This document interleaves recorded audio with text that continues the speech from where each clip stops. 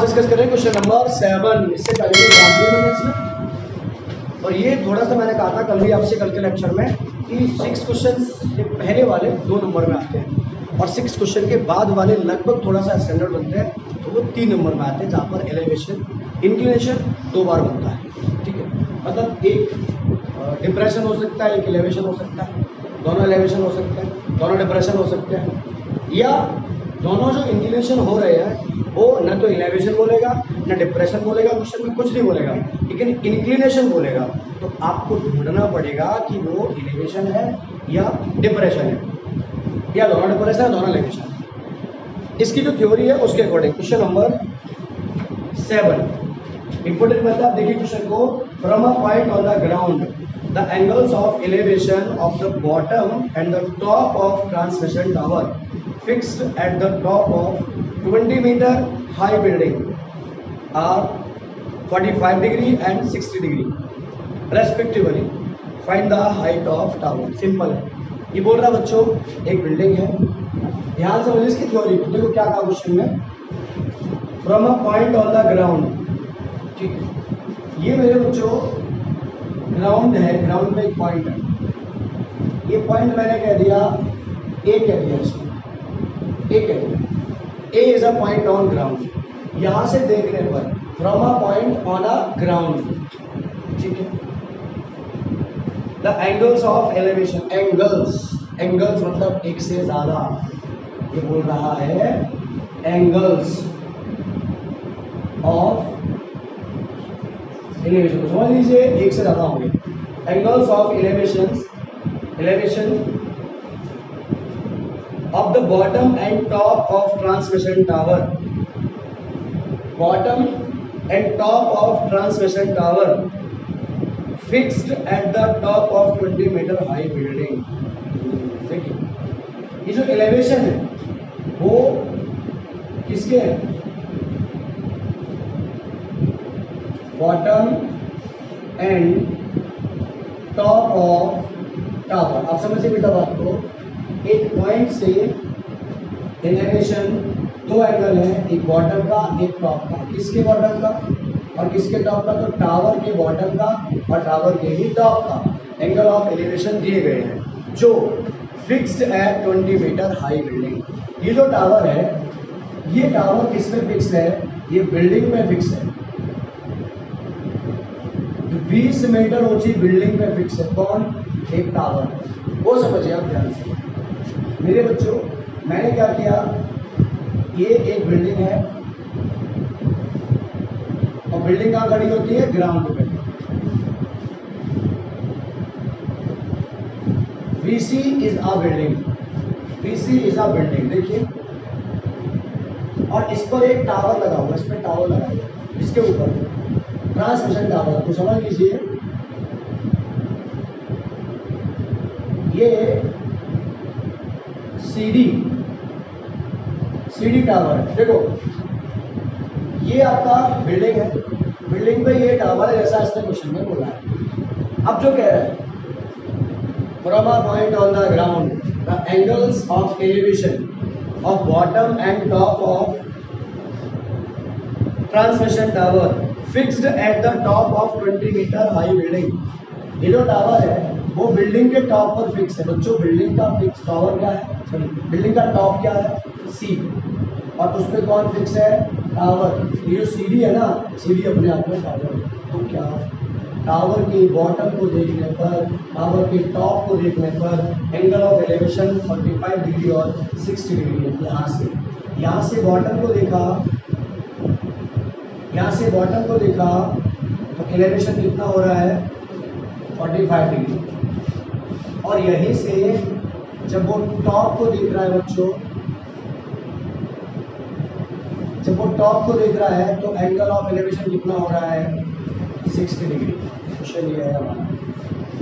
यहाँ से इस टावर के बॉटम को देखने पर 45 डिग्री, यहाँ से टावर के टॉप को देखने पर 60 डिग्री। तो पूछा क्या हमसे, मैंने पूछा है find the height of tower, height of tower. देखिए बच्चों मुझे लेट करना है, ये टावर है सीढ़ी, इसकी हाइट में लेट कर दे रहा हूँ h,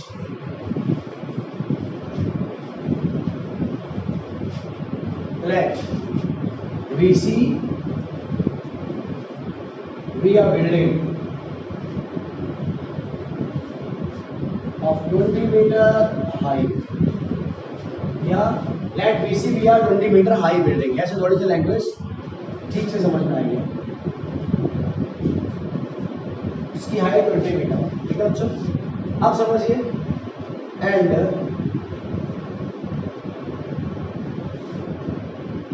CDVR transmission tower, CDVR transmission tower which is fixed at 20 meter high building। ठीक है बच्चों, अब अगली बात कर रहा है and let A be a point, कहाँ पर, ग्राउंड पर। A be a point on ground such that, अब आप कह सकते हो बच्चों एंगल ऑफ एलिवेशन, यहाँ लिख सकते हो ये बात, या such that CAB equal to 45, DAB equal to 60, ये लिख सकते हो, या लिख सकते हो such that angle of elevation of bottom of tower and top of tower are 45 degree and 60 degree, ये भी आप लिख सकते हो यहाँ। Such that angle CAB equal to 45 degree and angle DAB equal to 60 degree। बच्चों लेट करना है, let height of tower h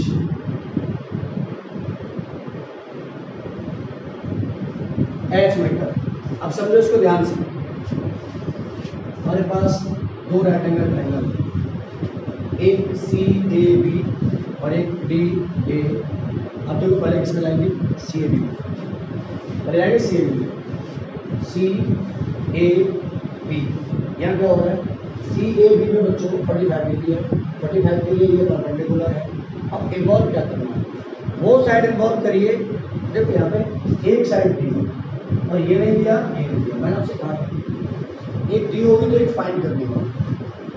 अब वो लोग इसको फाइंड करना, फाइंड भी तो करवाई ना, फाइंड तो वो करवा रहे हैं, लेकिन यहाँ पे आप ध्यान रखें, अगर दो ट्रायंगल है ऐसे केस में तो वहाँ पे एक साइड कॉमन होगी, वही फाइंड करनी होगी। अब देखिए CAB में AB और DAB में AB निकालना। Now in right angle triangle CAB 45 के सामने परपेंडिकुलर और ये बेस क्या होगा, tan theta equal to P upon B BC upon AB। tan 45 equal to 20 upon AB। tan 45 का वैल्यू 1 होता है, 20 अपॉन AB, क्रॉस मल्टीप्लाई। मेरे बच्चों AB कितना आ गया, 20 मीटर आ गया। आगे बढ़ते हैं एंड अब बड़े वाले ट्रायंगल में जाएंगे। इन राइट ट्रायंगल DAB, यहाँ क्या होगा,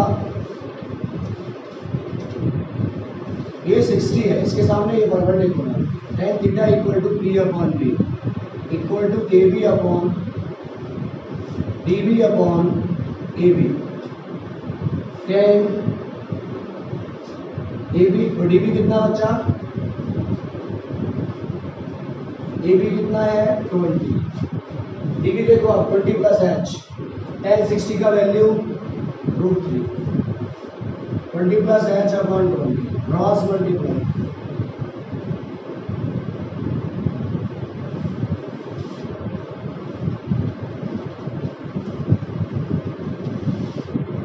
प्लस H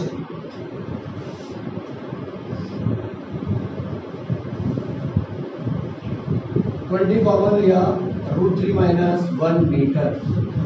बच्चों अगर वो हमसे क्वेश्चन में बोले कि √3 की वैल्यू 1.73 पुट करिए, आप यहाँ पुट कर सकते हो, उसमें से इसको माइनस कर सकते हो, 20 का उससे मल्टीप्लाई कर सकते हो और आंसर निकाल सकते हो। अदरवाइज ये जो लिखा हुआ है यही इसका आंसर है। h इक्वल टू 20√3 - 1 मीटर, और इसके बाद कह देंगे 10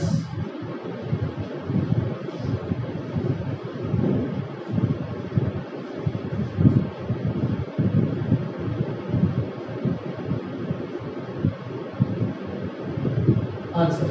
और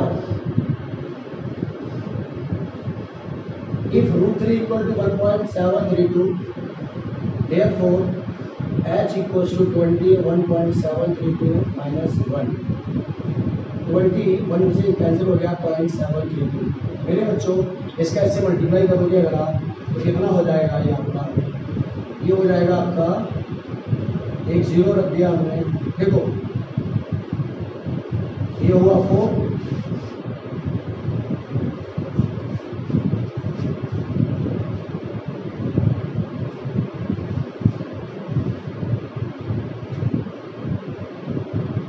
आई थिंक ये ऐसा कुछ आंसर आएगा इसका, ध्यान से देखिए, और यहाँ पे पॉइंट लग जाएगा 20√3 - 1, 2 3 - 1 0.732।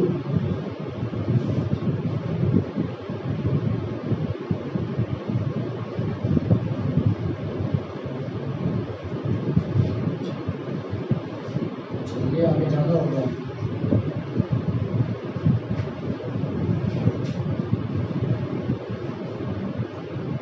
ये होगा, और पॉइंट में लिखेंगे बच्चों तो क्या हो जाएगा इसका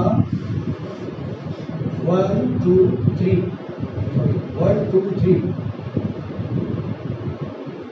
14.64 मीटर। क्वेश्चन नंबर 8, वो भी ऐसा ही है बट थ्योरी उसकी थोड़ी बदली हुई है। 8 में कह रहा है ये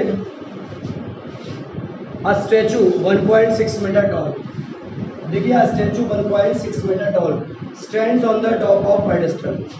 यह बात किसकी है, स्टैचू की है और पेडेस्टल की। जो पिछला क्वेश्चन था उसमें बात थी बिल्डिंग की और टावर की। बिल्डिंग के ऊपर टावर था, बिल्डिंग के ऊपर टावर था। यहाँ पे statue 1.6 metre tall stands on the top of pedestal. एक स्टैचू है वो पेडेस्टल के ऊपर है। अगर मान लो पेडेस्टल है यहाँ पे तो स्टैचू इसके ऊपर। Same question, from a point on the ground the angle of elevation of the top of statue is 60 degree. एक पॉइंट है, वहाँ से स्टैचू के टॉप का एलिवेशन 60 डिग्री है, एंड बिल्डिंग पेडेस्टल के टॉप का एलिवेशन 45 डिग्री है। Find the height of the pedestal. Find the height of the pedestal, ये था आपका क्वेश्चन। अभी हमसे बोला क्वेश्चन में ये कोई पेडेस्टल है, ये कोई पेडेस्टल है, A B is the pedestal. इसके ऊपर 1.6 मीटर टॉल स्टैचू खड़ा हुआ है। 1.6 मीटर ये है ना, हाँ बच्चों इसके ऊपर 1.6 मीटर मैंने इसको डी ए बी सी कर दिया। ये स्टैचू है, ए बी पेडेस्टल है, ये स्टैचू है, और इसकी जो हाइट है वो 1.6 मीटर है। एक पॉइंट है ग्राउंड पे, from a point on the ground, ये ग्राउंड है, from a point on the ground, चलिए angle of elevation of the top of statue. Statue ये हो गया, इसका टॉप ये हो गया, स्टैचू का टॉप ये हो गया, स्टैचू का बॉटम ये हो गया, और जो स्टैचू का बॉटम है वही इस पेडेस्टल का टॉप है। तो पेडेस्टल का टॉप भी है, स्टैचू का बॉटम भी है। यहाँ से सी को देखने पर एलिवेशन 60 डिग्री है, और यहाँ से सेम पॉइंट से बी को देखने पर 45 डिग्री है, और ये 60 डिग्री है। बात समझिए, angle of elevation from this point two the top of statue is 60 degree, and to the top of pedestal from same point is 45 degree। AB pedestal है, BC स्टैचू है, D कोई point है ground में जहाँ से elevation बन रहा है। तो क्या, find the height of pedestal, height of pedestal, ये पेडिस्टल है, ये स्टैचू है। Let A B a pedestal, A be a pedestal and BC be a statue of 1.6 meter tall, stand on pedestal। ठीक है, आगे बात आती है बच्चों D point. Let D B a point on ground such that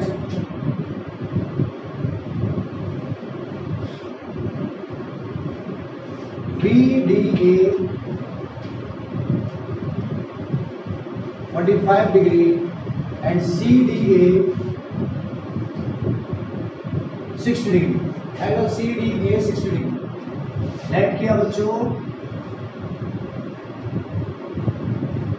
height of pedestal is h metre. अभी जो मैंने पिछला क्वेश्चन किया 7 वाला, तो वही क्वेश्चन है, वैसा ही क्वेश्चन है, अंतर सिर्फ इतना है इसकी h निकालनी है, ये उसका दिया था, ये निकालना था। इस वाले में ये दिया है, ये निकालना है। एंगल आपका 45 डिग्री और 60 डिग्री है, उसमें कोई खास फर्क पड़ने वाला है नहीं। डायग्राम बन गया। हम इस ट्रायंगल में जाएंगे, इस वाले में। चलिए, इन राइट ट्रायंगल VDA क्या करेंगे बच्चों, ये थीटा है, tan theta equal to B upon B, B क्या है, AB है upon AD, tan 45 equal to H upon AD, tan 45 1 equal to H upon AD। मेरे बच्चों AD कितना आ गया आपका, H आ गया, मतलब ये H आ गया। AD की प्लेस पर भी आप क्या रख देंगे, H।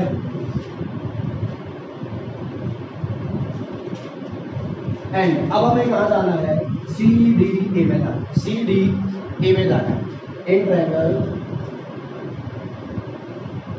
CDA, देखो CDA में क्या करना, परपेंडिकुलर है, क्या करेगा, tan theta equal to B upon B equal to AC upon AD। हाँ, tan 60 इक्वल टू AC कितना है, H प्लस 1.6 अपॉन AD कितना है, H। tan 60 √3 होता है, H plus 1.6 upon H, cross multiply, ये हो जाएगा √3H equal to H plus 1.6। H को इधर बुला लो, √3H minus H equal to 1.6।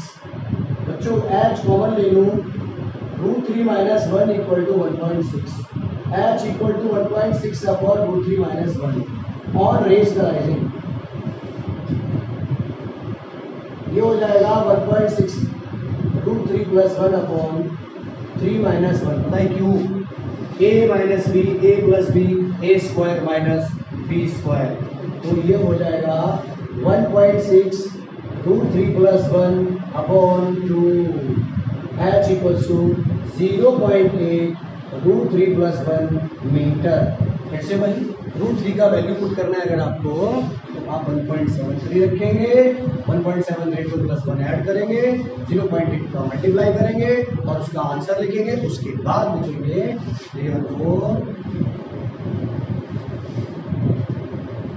Height of pedestal is 0.8 √3 plus 1 metre. ये हमारा आंसर है।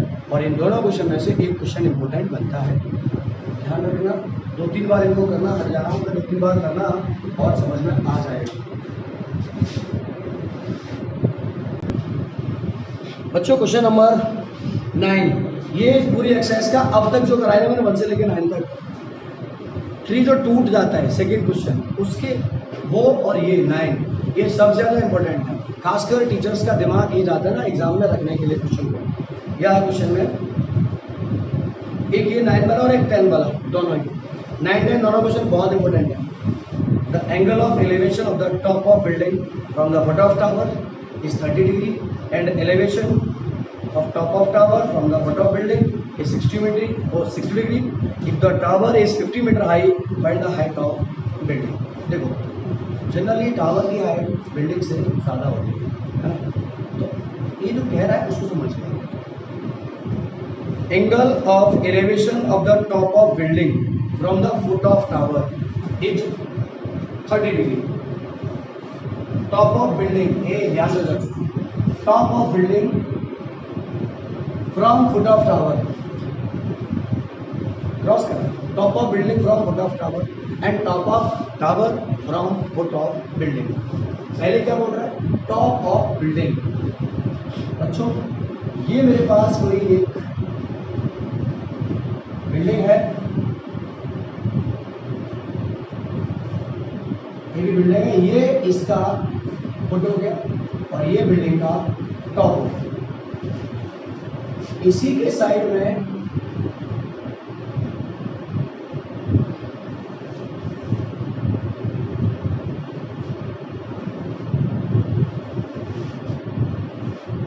सीढ़ी एक टावर है, ए बी भी आ बिल्डिंग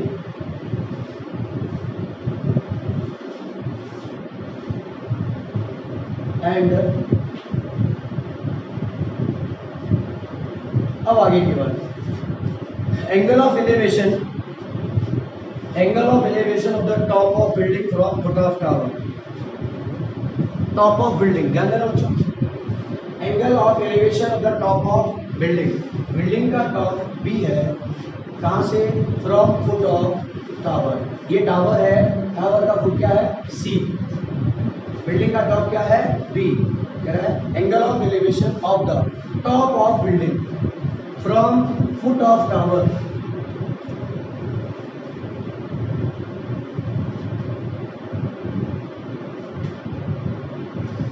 यहां से बिल्डिंग के टॉप को देखने पर एंगल कितना है, 30 डिग्री, क्योंकि यहां से कोई देख रहा होगा आगे। And from foot of building to the top of tower, angle of elevation of the top of tower from foot of building. ये आपका क्या है, सीढ़ी क्या है, आपका टावर है, इसके टॉप का बिल्डिंग के फुट से elevation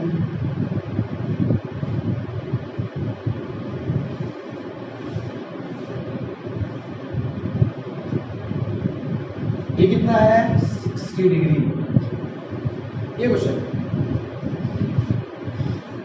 angle of elevation of the top of building to the foot of tower 30 degree, angle of elevation top of tower to the foot of building is 60 degree. If tower is of कितना metre, 50 metre high, if the tower is 50 metre high, tower is 50 metre high, सीढ़ी भैया tower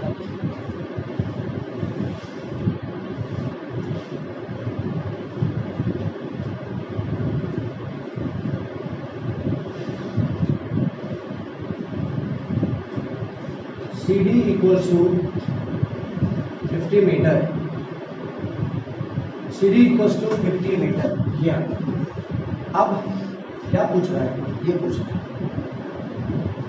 building की height पूछ रहा है। Late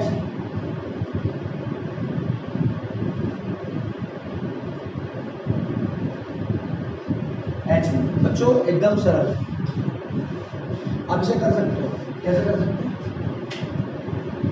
इस triangle में जाओगे आप DCA में, और DCA में जाके क्या निकालोगे, AC, और जब AC निकल आएगा तो AC 30 और ये यूज करोगे H निकल आएगा।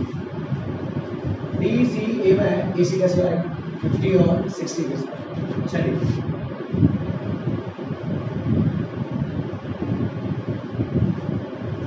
राइट एंगल ट्रायंगल DCA, समझो 60 के सामने ये परपेंडिकुलर है, ये बेस है। मैं करूंगा बच्चों tan 60, क्यों, परपेंडिकुलर बेस 10 में ही आता है, tan theta equal to P upon B। ये क्या है बच्चों? DC upon AC। tan 60 DC क्या है? 50, AC है। tan 60 √3 equal to 50 upon AC। देखो यहाँ पे आप चाहो तो लेट भी कर सकते हो क्या? x, या x लेट कर सकते हो अपॉन 1 क्रॉस। तो AC इक्वल टू 50 अपॉन √3। अभी इसका वैल्यू आया। अब बच्चों क्या करना है मुझे? BAC में जाना है and in right triangle BAC। बेटे 30 के सामने परपेंडिकुलर है, ये बेस है। फिर से वही tan theta equal to P upon B, AB upon AC। बात समझो, tan 30 equal to H upon 50 upon √3। समझ गए होंगे? अब tan 30 का वैल्यू 1 अपॉन √3 होता है H। ये जो है ना वो इधर पहुंच जाएगा, तो H इंटू √3 अपॉन 50 क्रॉस √3 3H इक्वल टू 50। मतलब H equal to 50 upon 3। H equal to, इसमें आप डिवाइड करेंगे तो हो जाएगा ये 3 बन जा 3, 2 बचा 20, 3 6 18, 2 बचा 0.66 मीटर। Thus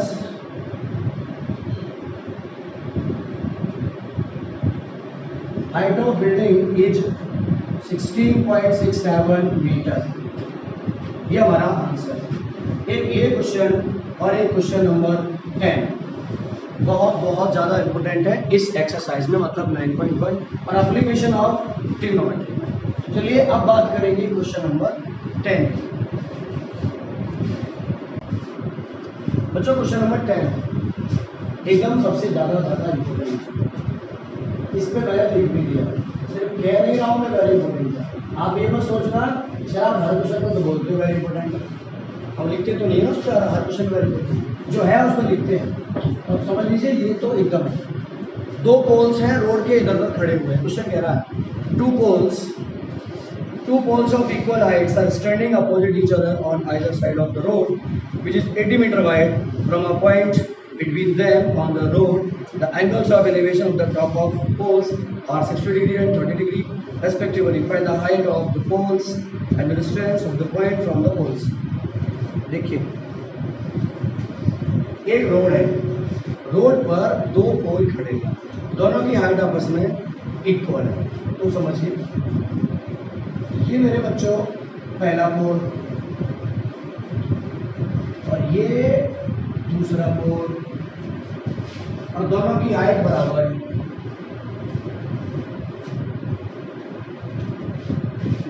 एक का नाम रख दिया AB और एक का रख दिया CD। Two poles of equal height, two poles of equal height, H metre H metre. ये क्यों? अच्छा इसको यहाँ बनाते हैं, चलो कोई बात नहीं, बन गया बन जाए। H मीटर दोनों इक्वल है। इसकी हाइट पूछ रहा है वो हमसे, गिवन होती है अगर ये 20 होता वो भी 20 होता, ये 30 होता 30 होता दोनों। अब क्या एक रोड पे खड़े हैं,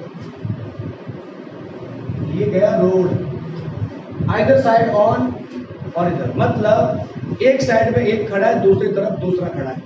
आप इस चीज को फील करो, एक रोड जा रहा है ऐसे जा रहा है, एक इधर खड़ा होगा एक इधर खड़ा होगा, तो ऐसे खड़े होंगे। अच्छा वैसे खड़े होंगे तो उनके बीच में जो डिस्टेंस है, उसके बीच में डिस्टेंस है, वो डिस्टेंस पर एक पॉइंट है, a point between two poles, और इसका मतलब ये नहीं हुआ कि ठीक बीच में है, वो पॉइंट कहीं हो सकता है। मैं उस पॉइंट को बोल दे रहा हूं O, a point O on AC। देखिए थ्योरी फिर पढ़ता हूं। Two poles of equal heights are standing opposite to each other on either side of the road, which is 80 meter wide, which is 80 meter wide, which is 80 meter wide.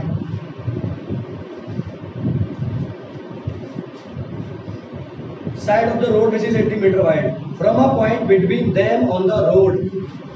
Road पर एक point है, वहां से angles of elevation of the top of poles are 60 degree and 30 degree. बच्चों यहां से इसका और यहां से इसका जो एंगल है, एक एंगल हो रहा है 30 डिग्री और एक एंगल हो रहा है 60 डिग्री. तो आप ऐसे ही समझ सकते हो कि ये ठीक बीचों बीच में तो नहीं होने वाला, पक्की बात है, नहीं होने वाला. ये थोड़ा सा इधर लेके आओ इसको, तो क्या हो जाएगा, तो ये तो हो जाएगा 60 डिग्री.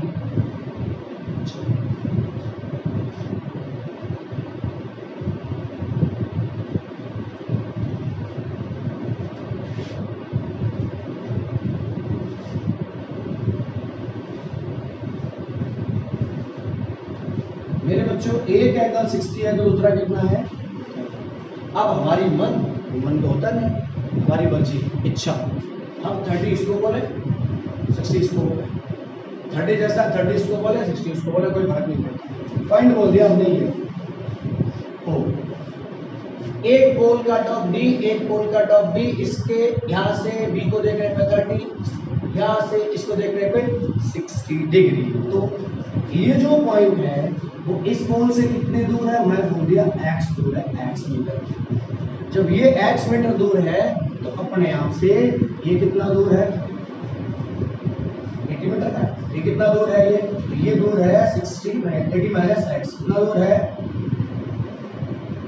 80 minus x. क्वेश्चन में कुछ और भी दिया है क्या, 80 माइनस x नहीं, क्वेश्चन में और कुछ नहीं दिया. ठीक है, समझो एक मैंने x बोल दिया तो दूसरा अपने आप 80 माइनस एक्स ही हो जाएगा क्योंकि दिया.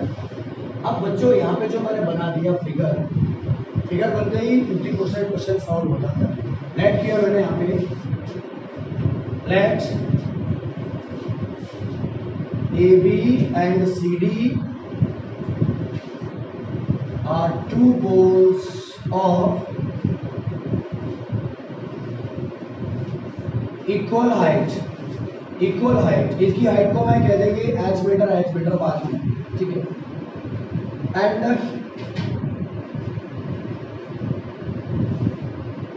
ये जो डिस्टेंस की बात कर रहे हैं बच्चों, CA is the road.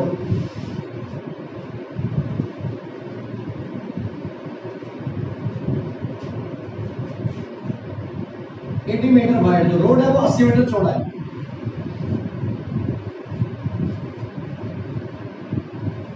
Let O be a point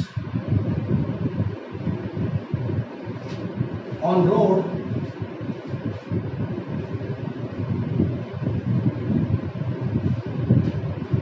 between two poles such that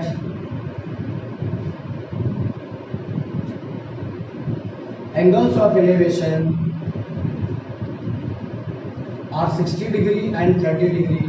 That is what DOC, angle DOC equal to 60 degree and angle VOA equal to 30 degree. ये लैंग्वेज जैसे हम लिख रहे हैं वैसे आप लिख दो बच्चों. उसने डिस्टेंस हमसे मांगा है ये, उस पॉइंट से पोल, दोनों के पोल का डिस्टेंस भी निकालना है. Distance of the point from the poles.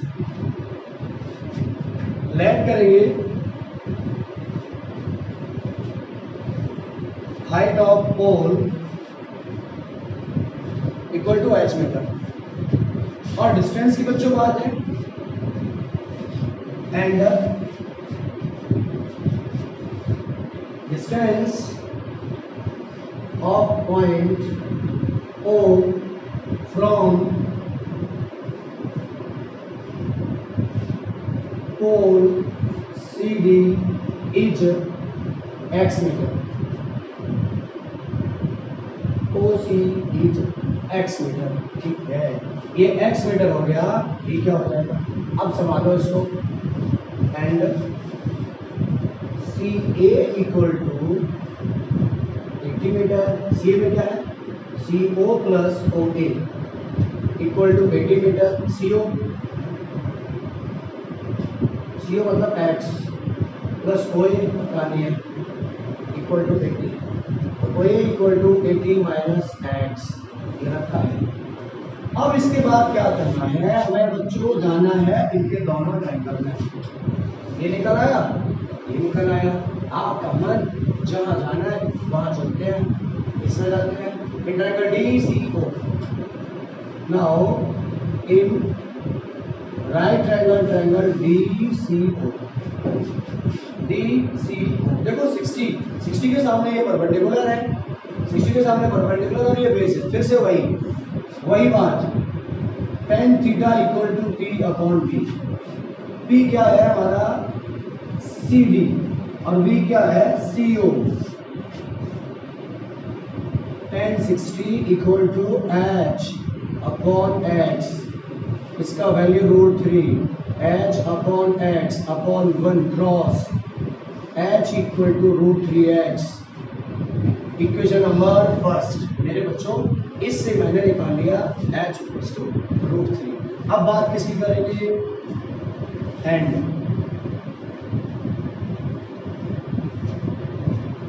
अब देखो इस ट्रायंगल में जाएंगे, ट्रायंगल VAO,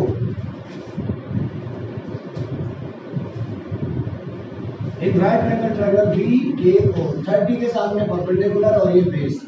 फिर से भाई tan theta equal to P upon V, ये क्या है AB और बेस क्या है इसका OA।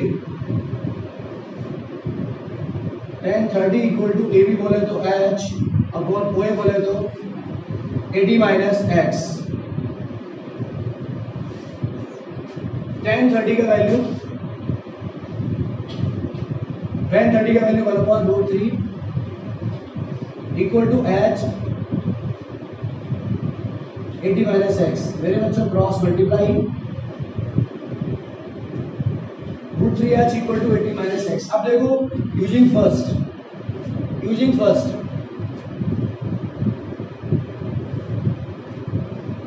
√3 इंटू h की प्लेस पे √3x equal to 80 minus X, √3 3x equal to 80 minus X, 3x plus x equals to 80, 4x equals to 80, x equals to 20, x equals to 20। तो इसका जो मीनिंग है, इसका जो वैल्यू है वो 20 आ गया। And this value of x, put in equation first, h equals to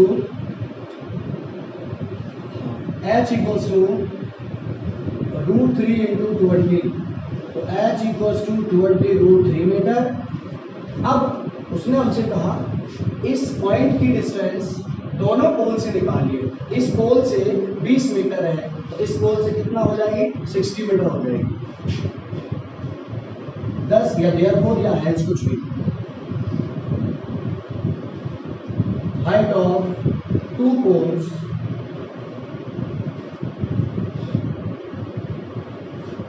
equals to 20 √3 metre each.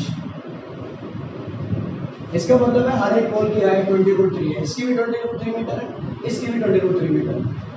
And distance of point O from CD equal to 20 meter in that of AB equal to 80 minus 20, 60 metre. तो ये हमारा answer हो गया और आपको समझ में आ गया होगा, ये 60 मीटर, ये 20 मीटर। और बच्चों अगर ये पॉइंट इधर कर लेंगे थोड़ा सा, तो इधर वाली 20 मीटर हो जाएगी, इधर वाली 60 मीटर हो जाएगी, क्योंकि द रोड जो चौड़ाई है उसकी वो 80 मीटर। एक उनमें से आ रहा है आपका 20, तो दूसरा अपने आप कितना आएगा, 60 आएगा। 80 में से 20 को माइनस करेंगे और अगर आप एक 60 निकाल कर आएंगे तो दूसरा कितना आ जाएगा, 20 आ जाएगा। ये हमारा क्वेश्चन है और सबसे ज़्यादा इंपॉर्टेंट भी और सबसे ज़्यादा सरल भी है। आपको ऐसे ही करना है एग्जाम में, जो थ्योरी मैंने लिखा है वो लिखना है और बड़े प्यार से कैलकुलेट करना और आंसर इसका निकालना। चलिए पूरा आया, घटा कुछ भी नहीं है।